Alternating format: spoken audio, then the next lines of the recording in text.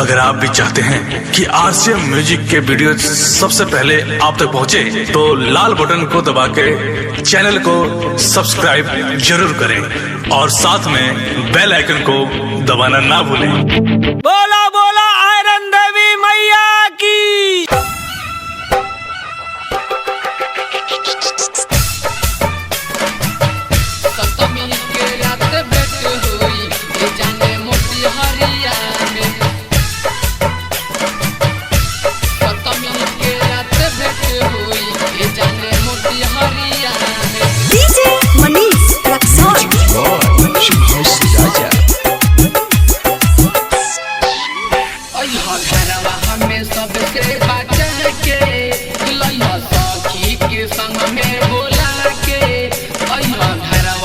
सबसे बचा के लइहा सखी के संग में बोला के हो देख नहीं पाई हमनी के कोई बजरिया में, देख नहीं पाई हमनी के कोई बजरिया में।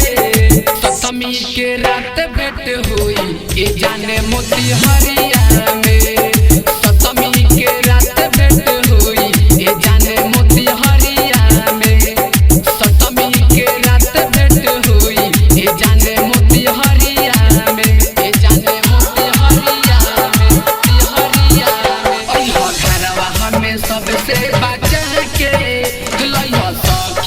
संग में बोला के अइहा घरवा हमें सबसे बचा के लइहा सखी के संग में बोला के हो देख नहीं पाई हमनी के कोई बजरिया में, देख नहीं पाई हमनी के कोई बजरिया में। सतमी के रात भेंट हुई ये जाने मोतिहारिया में,